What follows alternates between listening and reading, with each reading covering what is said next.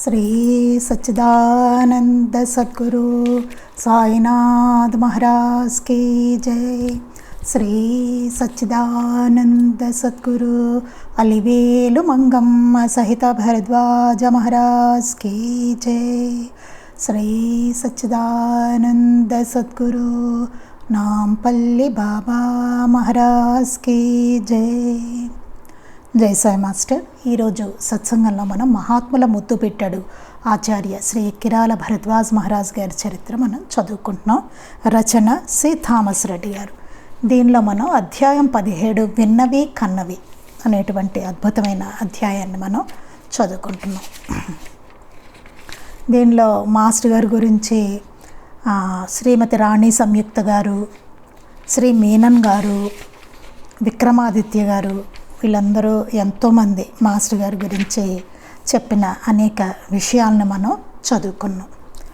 అంతేకాకుండా క్రితం సత్సంగంలో ఏం చెప్పుకున్నాం అంటే, ఒక్కోసారి మన దృష్టిలో పెద్ద పొరపాట్లుగా అనిపించే వాటినే మాస్టర్ గారు అంతగా పట్టించుకోరు। కొన్ని మనకి చాలా పెద్ద పొరపాటు కదా అని అనిపిస్తుంది, వాటిని మాస్టర్ గారు పట్టించుకోకపోవడం అన్నది చూశారు। కానీ కొన్నిసార్లు చిన్నవనిపించే వాటిని కూడా తీవ్రంగా తీసుకునేవారు। కొన్ని మనకి చిన్నదేగా ఇప్పుడు ఏమైంది అనిపిస్తుంది, దాన్ని చాలా తీవ్రంగా తీసుకునేవారట। ఒకసారి మాస్టర్ గారు గదిలో లేరట, పూజ చేశారట। శ్యామ్ ప్రసాద్ మధ్యలో నైవేద్యానికి తెచ్చిన పాలను నైవేద్యం పెట్టడం మర్చిపోయాము। నైవేద్యం పెట్టడం మర్చిపోయారు, ఒక ఆయన పాలు తెచ్చారట। పూజ అయిపోయిందట। ఆ సమయంలో మాస్టర్ గారు వచ్చారట। నైవేద్యం చేయని ఆ పాలను చూశారట। ఎందుకు వాటిని నైవేద్యం చేయలేదని అడిగారట। పొరపాటు చేశామని ఒప్పుకునే వరకు వదలలేట। అంటే మాస్టర్ గారు ఏం చెప్తున్నారు ఇక్కడ, ఒప్పుకున్న పనిని సంపూర్ణంగా కరెక్ట్గా చేయాలి అని చెప్పారట।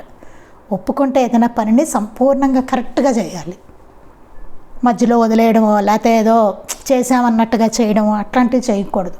ఒప్పుకున్నామంటే దాన్ని పర్ఫెక్ట్గా చేయాలన్నమాట। ఇదే మనం సాయి లీలామృతంలో కూడా చూస్తాం, బాబా చెప్తారు పురంధరేతో, నువ్వు ఒప్పుకున్న పనిని సంపూర్ణంగా నువ్వు పూర్తి చేయాలి, మరొకరికి అప్పగించకూడదు అని చెప్తారు చూడండి।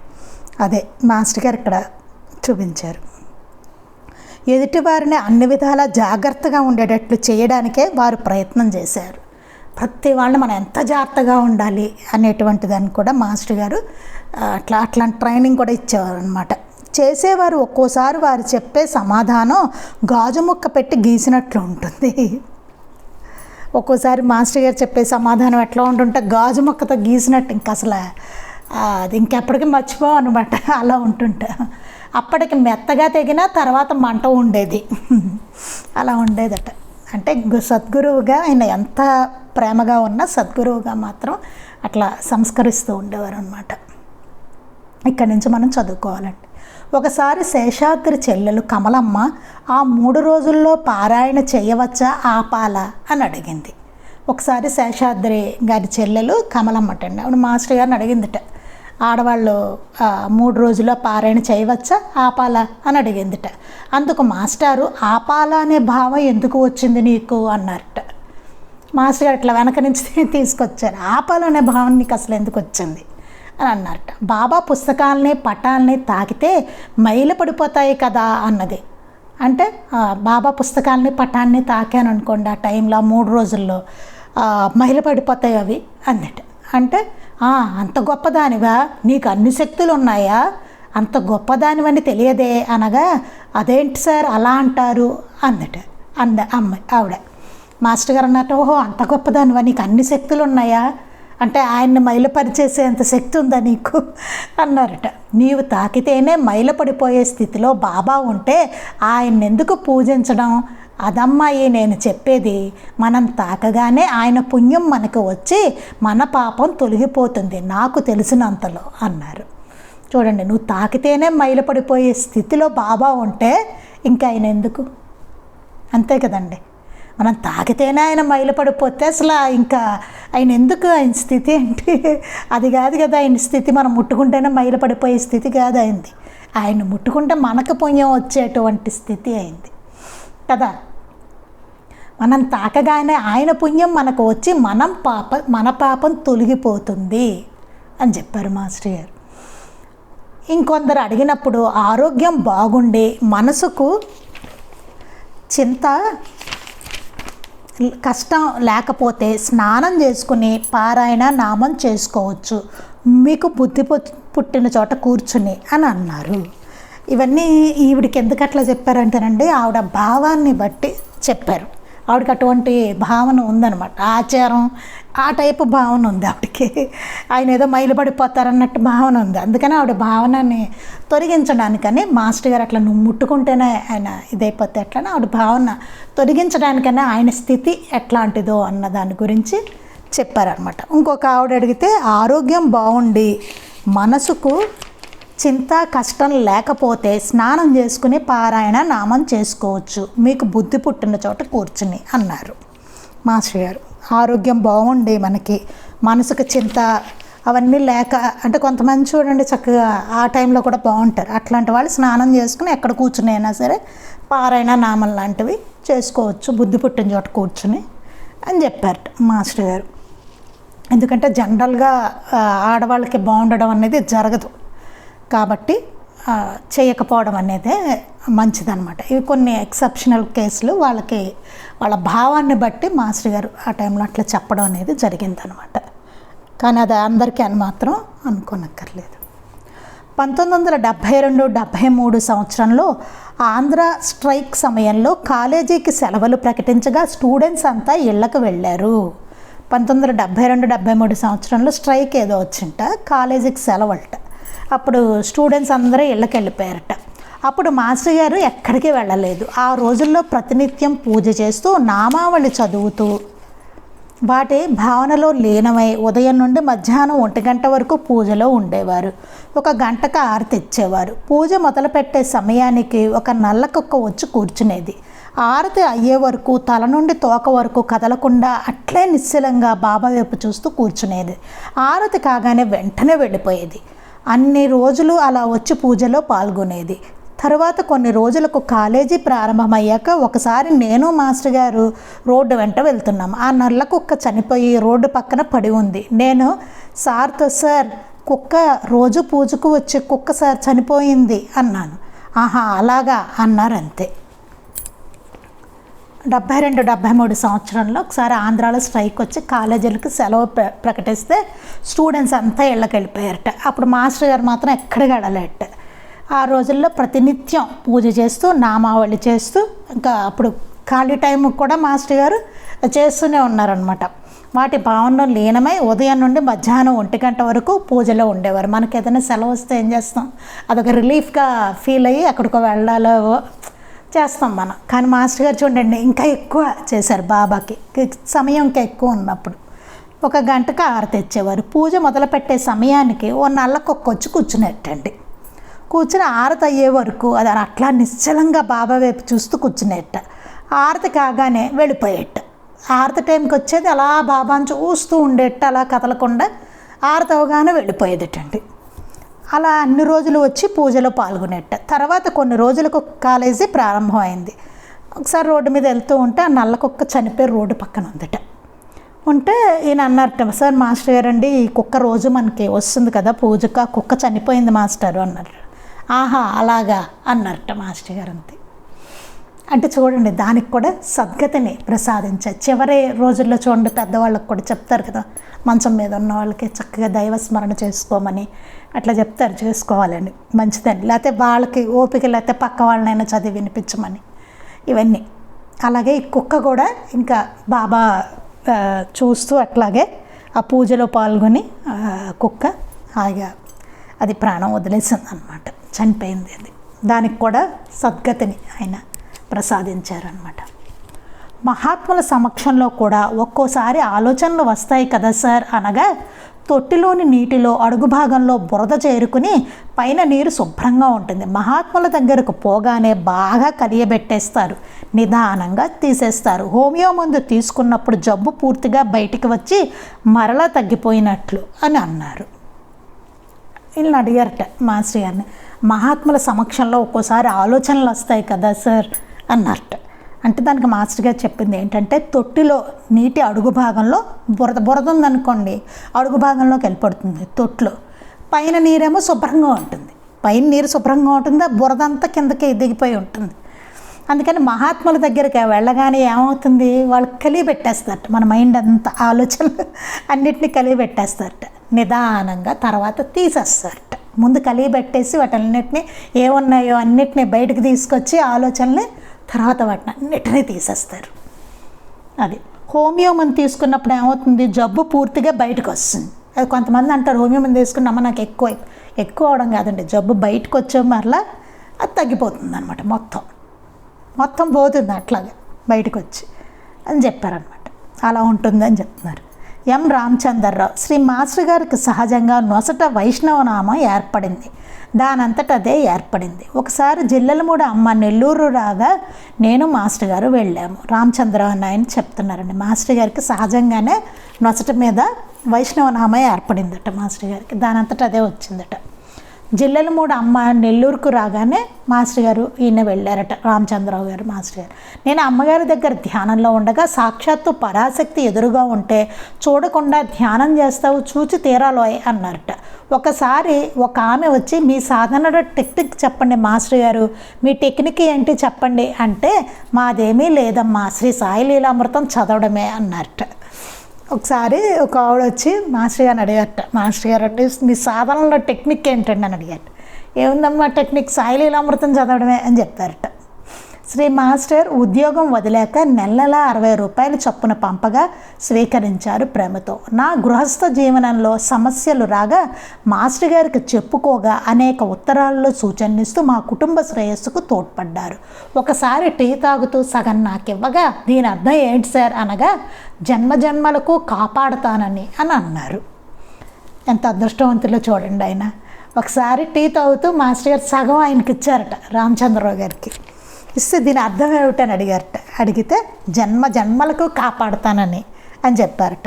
శ్రీ మాస్టర్ గారిని బుక్స్ అమ్ముకుంటారని విమర్శ చేసిన వారిని మాస్టర్ గారు ప్రేమించారు. అలా ప్రేమించడం వీరి సంస్కారం, అలా విమర్శించడం వారి సంస్కారం కాబోలు.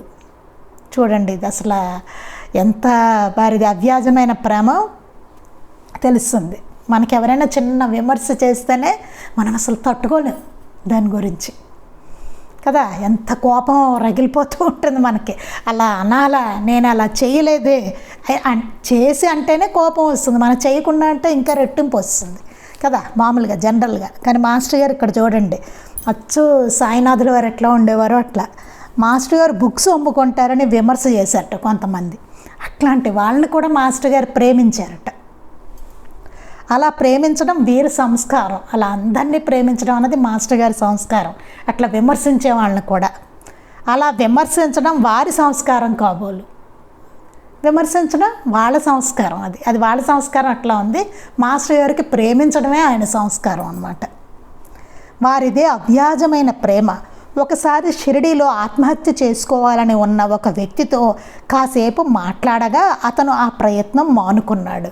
ఇలా ఎంతోమంది జీవితాలని మాస్టర్ గారు మార్చారండి. చనిపోదాం అనుకున్న వాళ్ళకి చాలామంది ఉన్నారు అట్లా.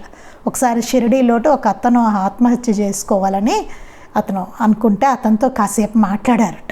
వెంటనే అతను ఆ ప్రయత్నం మానుకున్నట్ట. 15 సంవత్సరాల తర్వాత ఆ వ్యక్తి తిరిగి షిరిడీలో కలుసుకొని వారు సాధించిన చాలా ఆధ్యాత్మిక రహస్యాలు చెప్పినట్టు తెలిపారు మాస్టర్ గారు. మామాజీగా మనం ఎందులో చదివాం, మాస్టర్ గారి ప్రవచనాల్లో చదువుకున్నాం ఏంది. ఆ తర్వాత అతను 15 సంవత్సరాల తర్వాత మాస్టర్ గారికి తిరిగి షిరిడీలో కలుసుకుని అతను సాధించిన ఎన్నో ఆధ్యాత్మిక రహస్యాలన్నీ మాస్టర్ గారికి చెప్పాట. చూడండి ఆయన జీవితం ఎంతలా మారిపోయిందో చూడండి. ఆత్మహత్య చేసుకోవాలనుకున్న అతనికి మాస్టర్ గారు కనిపించి ఆత్మహత్య మానిపించారు. ఆయన చాలా ఆధ్యాత్మికంగా చాలా చక్కగా ఎదిగారనమాట ఆయన ఆయన. మాస్టర్ గారు కొన్ని విషయాల్లో టాస్ వేసి ఎలా వస్తే అది చేసేవారు, తన ఇష్టాలను వదిలేసి అంటారు. ఒక్కోసారి మాస్టర్ గారు టాస్ వేసేవారట, వేసి ఎలా వస్తే అలా చేసేవారట, అంతే. ఇలాగే చేయాలని లేకుండా, అంటే ఇష్టాలను వదిలేయడం అనమాట. అదేదో మనకు కానిది వచ్చిందనుకోండి అయినా అలాగే చేసేవారట. అంటే మన ఇష్టాలను జయించడం అంటారు అది. శ్రీ కె ఆనంద వెంకటేశ్వర్లు ఒకసారి షిరిడీకి 23 రోజులు నడిచి వెళ్ళగా అక్కడ మాస్టర్ గారు ఉన్నారు. ఏమిటి అలా ఉన్నావు అన్నారు. ఇలా నడిచి వచ్చాము భిక్ష చేసుకుంటూ అనగా, వారందరినీ స్మరించి ఒక టెంకాయ దునికి అర్పించు, లేకపోతే వారి కర్మలు నీపై ప్రభావాన్ని చూపుతాయి, ఎవరి రుణం నువ్వు పెట్టుకోవద్దు అన్నారు. ఒకసారిటండి ఈయన ఆనంద వెంకటేశ్వర్ల ఆయన 23 రోజులు నడిచి వెళ్ళారట. వెళ్తే షిరిడి వెళ్ళారట. అక్కడ మాస్టర్ గారు కనిపించారట. ఏంటి అలా ఉన్నావు అని అడిగారట. అడిగితే నడిచి వచ్చాము, ఇలా 23 రోజులు భిక్ష చేసుకుంటూ వచ్చాము అన్నారట. అంటే మాస్టర్ గారు అన్నారట, ఎవరెవరి దగ్గర నువ్వు భిక్ష తీసుకుంటూ వచ్చావో వారందరినీ స్మరించి ఒక టెంకాయ దునిలో వేయి, లేకపోతే వారి కర్మలన్నీ నీ మీద ప్రభావం చూపుతాయి అని చెప్పారట. ఎవరి రుణము నీవు పెట్టుకోవద్దు అని చెప్పారట. అలా భిక్ష చేసుకుంటూ అట్లా వెళ్ళొద్దు అనేసి. ఉత్తరాల ద్వారా నాలో మానసిక మార్పు తెచ్చారు. బాబాని గురించి తెలిపి ధర్మకార్యాలకు తోడ్పడమన్నారు. ఒకసారి విద్యానగర్ వెళ్ళినప్పుడు దగ్గరలోని కోటక్ గ్రామానికి వెళ్ళాము. అక్కడ పాత సుబ్రహ్మణ్య స్వామి దేవాలయానికి వెళ్ళాము.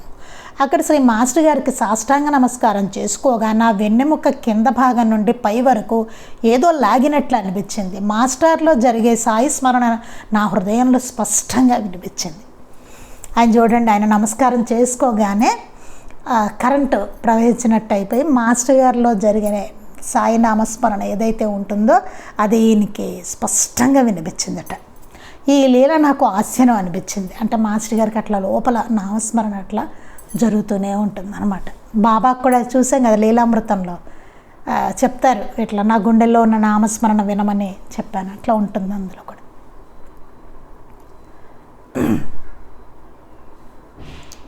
తర్వాత విద్యానగర్ వచ్చాక టెంపుల్లో ఏమి జరిగిందో తెలుసా, నేను రెండూ కలిసాయి అన్నారు. నాకు ఎంఎస్సిలో మొదటి సంవత్సరం 49% మార్కులు, రెండో సంవత్సరం 50% రాగా అప్పుడు ఏ సంవత్సరం మార్కులు ఆ సంవత్సరం వరకే కాబట్టి తప్పినట్లే. అప్పుడు మాస్టర్కు లెటర్ రాయగా వెంటనే యూనివర్సిటీ అధికారులకు రిప్రజెంట్ చేయమని సలహా ఇచ్చారు. వారి సలహా పాటించాను. సిండికేట్ మీటింగ్లో విషయం చర్చించి 2 సంవత్సరాలకు కలిపి రిజల్ట్ ఇవ్వగా 2nd క్లాస్లో ఉత్తీర్ణత చెందినట్లు తెలిపారు. ఒక ఆయనకి ఫెయిల్ అయిపోయే పరిస్థితి వస్తే మాస్టర్ గారి సూచన వలన ఆయన పాస్ అయ్యారనమాట 2nd క్లాస్ వచ్చి. అదే రోజు శ్రీ మాస్టర్ గారి నుండి కృతార్థుడు అవుతావని ఉత్తరం వచ్చింది. అది కూడా మాస్టర్ గారి సంకల్పమే పాస్ అవ్వడం కూడా. ఆయన శ్రీ మాస్టర్ గారు ఒకసారి రామిరెడ్డి తాత దగ్గరకు వెళ్ళినప్పుడు వారి సాధన గురించి లీలల గురించి అడిగి తెలుసుకో అన్నారు. నేను తాత దగ్గరికి వెళ్ళి కూర్చోగానే తాత స్విచ్లన్నీ కరెక్ట్గా పెట్టుకున్నావోయ్ అన్నారు. చెప్పు తాత అంటే పెద్ద ఆయన్ని నమ్ముకోరా, పెద్ద ఆయన ఎట్లా చెప్తే అట్లా ఉండాలి, ఏం చెప్పాలి అన్నారట. అడిగారు సాధన గురించి తెలుసుకోమంటే వెళ్ళి ఈయన అడిగారట, ఏమన్నా చెప్పండి అంటే స్విచ్లన్నీ కరెక్ట్గా పెట్టుకున్నావు అన్నారట. ఏదైనా చెప్పండి తాత అని అడిగారట. ఈయన అడిగితే పెద్ద ఆయన నమ్ముకోరా అన్నట్ట. అంటే మాస్టర్ గారిని నమ్ముకో, ఆయన ఎట్లా పెడితే అలా ఉండు అని చెప్పారనమాట. అంటే ఎంతోమంది మహనీయులు కూడా మాస్టర్ గారిని ఆశ్రయించడం అనేది చాలా గొప్ప విషయం, ఇంకేం అక్కర్లేదు మీకు అన్నట్టుగా చెప్పారనమాట. శ్రీ చెన్నయ్య ఒకరోజు మాస్టర్ గారు లుంగీ కట్టుకుని సంచి వేసుకుని బస్సు దగ్గరకు వస్తున్నారు. నేను ఎదురయ్యాను. నన్ను చూడగానే బస్సు ఎక్కువాయ్ అన్నారు. సార్ అంటే పర్వాలేదు ఎక్కువ అన్నారు. ఆ టూర్లో ఖర్చులు అన్నీ శ్రీ మాస్టర్ గారివే. గుంటూరులో శ్రీ రంగనబాబు గారిని చూశాక శ్రీ నల్లమస్తాన్ సాహెబ్ సమాధి దగ్గరికి పోయాము. అక్కడ ఒక ఆయనకు దండం పెట్టి నన్ను పెట్టుకోమన్నారు. పో సార్, ఇతనికేంటి నమస్కారం చేసేది అంటే ఇతను గొప్ప ఔలియా, పెట్టుకో మంచిది అన్నారు. ఒకసారి చెన్నయ్య గారు వెళ్తూ ఉంటే మాస్టర్ గారు అప్పుడే బస్సు ఎక్కుతున్నారట. ఆయన ఒక గళలుంగి కట్టుకుని సంచి వేసుకుని ఉన్నట్టు మాస్టర్ గారు. అంటే ఉన్న పడంగా బయలుదేరేవారు మాస్టర్ గారు. ఈయనకి ఎదురయ్యారట. ఆయన చూడగానే మాస్టర్ గారు బస్సు ఎక్కువ అన్నారట. సార్ అంటే పర్వాలేదు ఎక్కువ అన్నారట. అంటే డబ్బులు ఏమి రెడీగా లేవు పాప చెన్నయ్య గారి దగ్గర. ఆయన మాస్టర్ గారు ఎక్కించేశారట. ఆ టూర్లో ఖర్చులన్నీ కూడా మాస్టర్ గారు పెట్టుకున్నారట. గుంటూరులో శ్రీ రంగనబాబు గారిని, తర్వాత నల్లమస్తాన్ సాహెబ్ సమాధి దగ్గరికి వెళ్ళి దర్శనం చేసుకున్నారట. అక్కడ ఒక ఆయనకి దండం పెట్టు అని చెప్పారట. చెప్తే పోసారి ఇతనికేంటి నమస్కారం చేసేది అన్నారట. ఆయన చెన్నయ్య గారు అంటే మాస్టర్ గారు అన్నారట, ఇతను గొప్ప ఔలియా, పెట్టుకో మంచిది అని చెప్పారట. అలా ఎవరైనా గొప్ప గొప్ప వాళ్ళు ఉంటే పక్కన ఆయనతో వచ్చిన వాళ్ళందరికీ చెప్పి వాళ్ళ ఆశీస్సులు తీసుకునేలాగా మాస్టర్ గారు చేసేవారు అనమాట. ఒకసారి నారాయణ మహారాజ్ శ్రీ మాస్టర్ గారింటికి రాగా నేను కాళ్ళు కడుక్కుని వస్తానని బావి దగ్గరకు పోగా తాడు తెగి బకెట్ బావిలో పడిపోయింది. పెద్దవారి దగ్గర శౌచం పాటించాలి కదా అని మాస్టర్ గారితో ఇలా నీళ్ళు లేవంటే అవన్నీ చూస్తూ కూర్చుంటే ఈ లోపల వారు వెళ్ళిపోతారు, ముందు వెళ్ళి నమస్కారం చేసుకో అన్నారట. మహాత్ములు ఎక్కడైనా వచ్చారంటే మనకి అవకాశం దొరకడం చాలా అదృష్టం. ముందు నమస్కారం చేసుకోవాలి, అంతేగాని వెళ్ళే శౌచంగా ఉన్నామా ఎట్లా ఉన్నామా అలాగా కాదు. ఆ అవకాశం ఉన్నప్పుడు చేసుకుని వెళ్ళడం వేరు, అవకాశం లేనప్పుడు చక్కగా మనం ముందు వారికి చేసుకోవడం, నమస్కారం చేసుకోవడం చాలా అవసరం. వారు ఉండగా మనం దర్శనం చేసుకోవాలన్నమాట. ఇంకోసారి శ్రీ పూర్ణానంద స్వామి విద్యానగర్ రాగా శ్రీ మాస్టర్ గారు ఇరువురు పక్క పక్కనే కూర్చుని ఉన్నారు. నేను ఎవరికి ముందు నమస్కారం చేసుకోవాలని అనుమానం వచ్చింది. వెంటనే శ్రీ మాస్టర్ గారికి నమస్కరించి తరువాత శ్రీ పూర్ణానంద స్వామి గారికి నమస్కరించాను.